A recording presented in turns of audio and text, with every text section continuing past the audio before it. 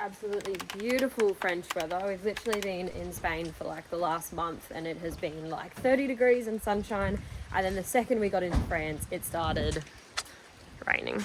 Last year we didn't really show you guys too much of the actual like packing up process and what it looks like and what we actually have to do to prepare ourselves to go back home to Australia. At the start of the year, you guys loved the van actually getting towed out of the driveway. You guys all know that we stay at this beautiful house in France thanks to Shane and Megan. Shane went to the extent of paving, of literally paving his driveway.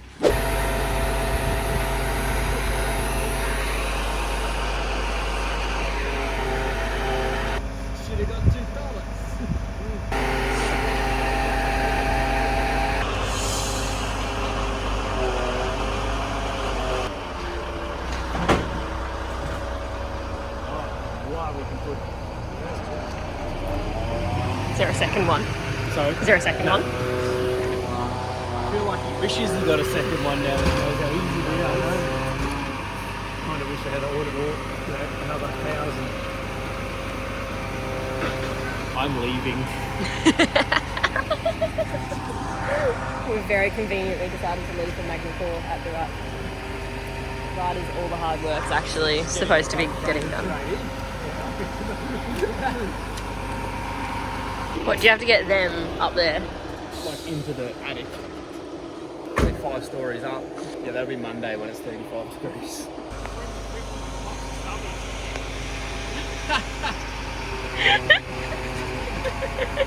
Give them a 1. I'm impressed. I'm really wishing that you just ordered 2 of them. Yeah, I know. So am I. So that we don't get stuck anymore.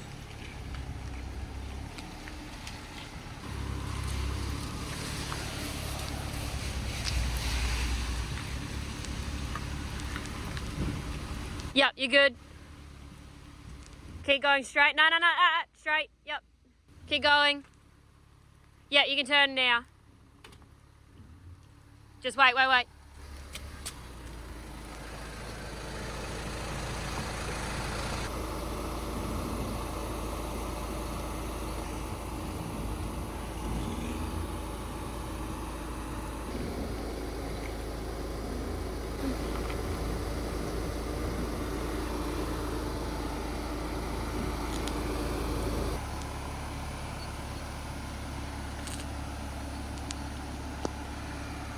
We live in Europe for this year. We have been here for 230 days or something like that in 2025. So we are actually in Europe more than we are in Australia. So we have a whole entire life set up here, and honestly packing everything up to go back home to Australia is very time consuming and really hard as well because we don't actually know really what to take. And of course we only have 25 kilos each.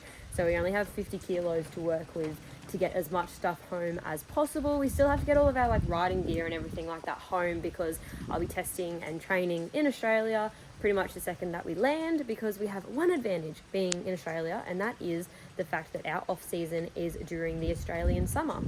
So we don't ride in conditions like these where it's pouring down rain.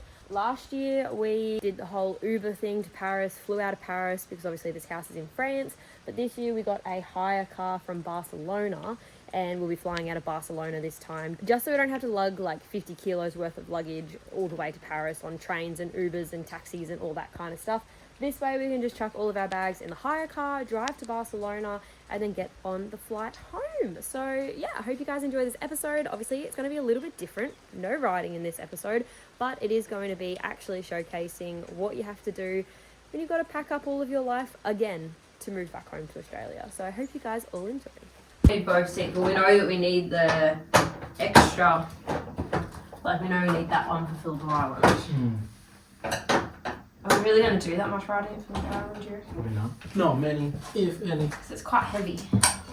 Well, I guess it's not the end of the world if we don't bring it, because we can always just put the pad. Yeah, I just don't know if it's like quite the same though. Well, you know what I mean? Hush, hush. It's going to be sad saying bye to it. I love how this year, we thought we would be better prepared and get like a whole heap of stickers made up, because last season we ran out like fairly early, but I hardly crashed this year, so now we have like 3 full sets of 3 full sets of stickers. It's always the way, isn't it? When you're the most prepared, it's usually when you don't need it. But that's a good thing that we didn't need it.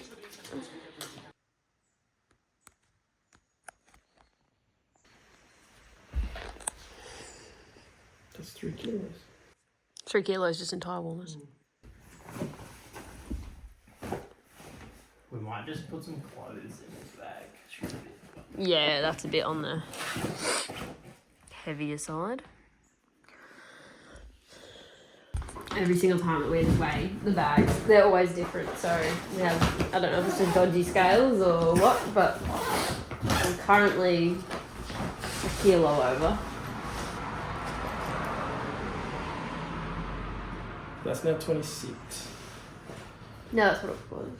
Oh no, that was the heavier one, wasn't it? So that just magically... Oh no, because it's high warms out. So that's 2.4 less. Like, it's so hard because next year is still a little bit of like an unknown. So it's like, how much stuff do we actually take home? We have like 70 kilos altogether in the 3 bags, but we've got to take like this unit bag here has basically all of my gear in it. But even still, we've left like a helmet here, or 3 helmets here, 2 sets of leathers, 2 sets of boots. So that's got the bare minimum in it just to like get me by in Australia for the first month or so. That's filled with motorbike parts. And then we have like 15 kilos of clothes. And just like that, our life is packed away in suitcases. We might not have any... So we might not have any clothes when we get back, but at least I have motorbike parts to make up my R7 back home. I have all of my riding gear, so I can at least go riding, because we have a coaching day with Full Throttle coaching at Broadford like a few weeks after we get home. And then this is basically bike parts wrapped in clothes. This is all bike parts. That one's all riding gear. And then our carry-on is clothes. So basically like 7 kilos of clothes, 70 kilos of motorbike parts. But if you're a racer, you know, the priority is getting all the bike parts and all of my riding gear back home to Australia. So of course we can go riding. Training for next year's season basically starts straight away. But again, we don't really know what we're doing next season. It's a little bit up in the air. But anyway, let's keep packing. All done. 1 bag left. So let me tell the works on. Yeah, I think they're we need... I think we've still got some life left in them. Yeah. I think I'll get another year out of them. Yeah, easy. Easy peasy. Alright, they're staying here. That is... Although there's not much material left in them, so I mean, no.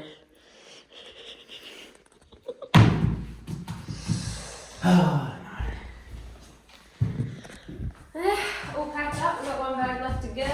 It has the important stuff in it. We had to leave some weight in the bag for some French wine because we are getting married in February.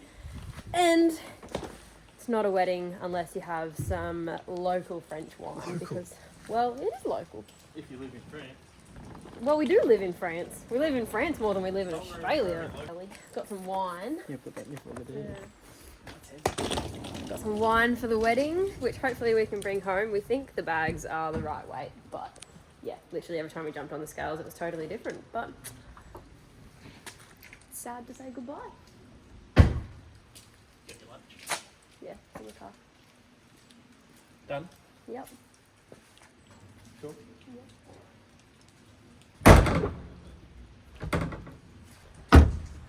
Ready to go. See you soon, Barcelona.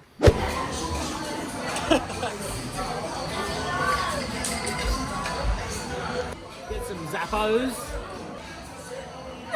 That's only at 130.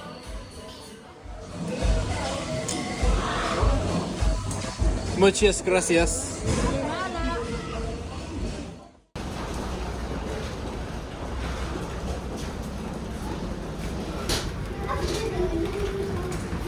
Home time. This one is a 6-hour flight, 7-hour flight? No, we don't really look at how long it is. I think this one's a 7-hour flight, and then the next one is like 14. So, see you in Doha.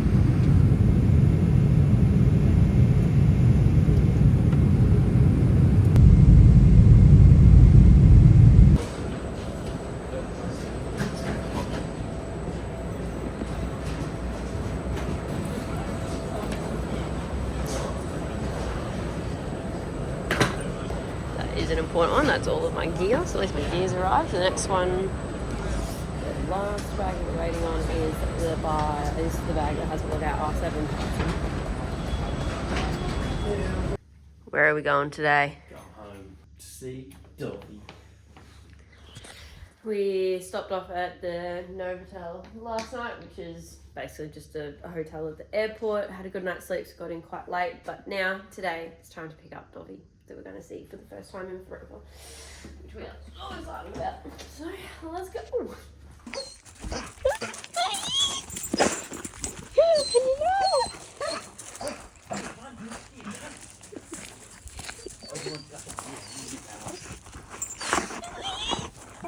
Hey, bud.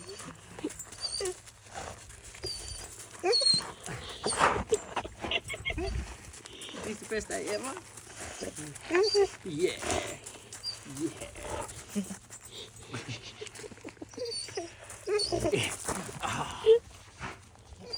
I just don't know what to do. I just don't know what to do.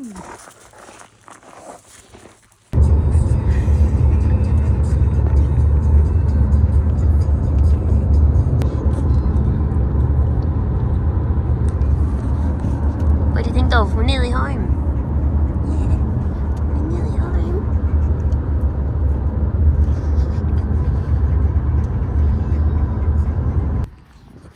And just like that, we are finally home.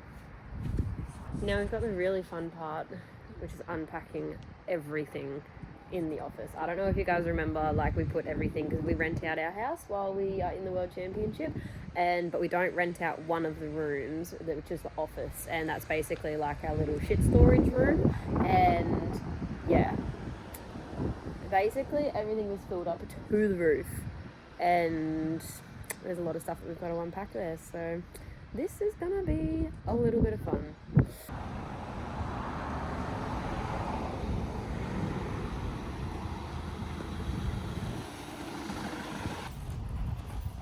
What do you reckon, Dove? You're home! You're home!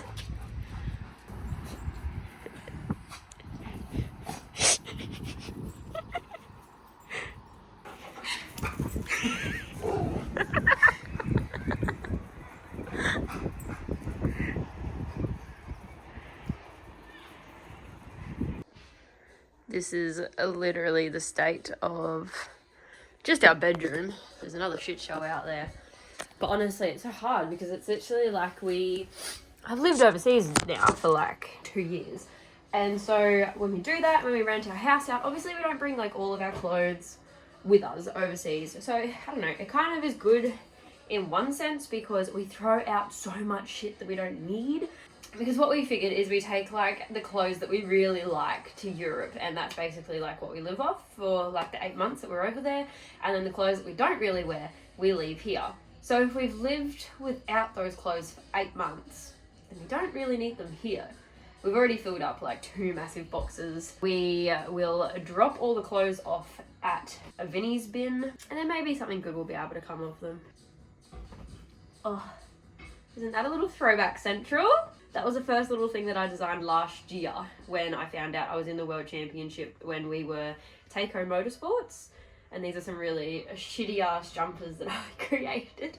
So thank God we have DSS on board now that actually creates some solid merchandise for us, because that's pretty embarrassing looking at that now. Well, it's been an absolute chaotic week, but just like that, we are all packed up and settled back in. And it's so weird when you leave for so long, because it literally, now that we've been home for a week, it feels like we never left. Like, I don't know, a little part of us is like, wow, literally, I don't know, sometimes you think that you've just lived this dream for the last 8 months, and like, in a way, I mean, we have lived the dream. We have quite literally lived the dream for the last 8 months. But yeah, it's crazy how normal everything gets as soon as you get back home and as soon as you get all organised. And yeah, obviously Dobby has been loving us being home.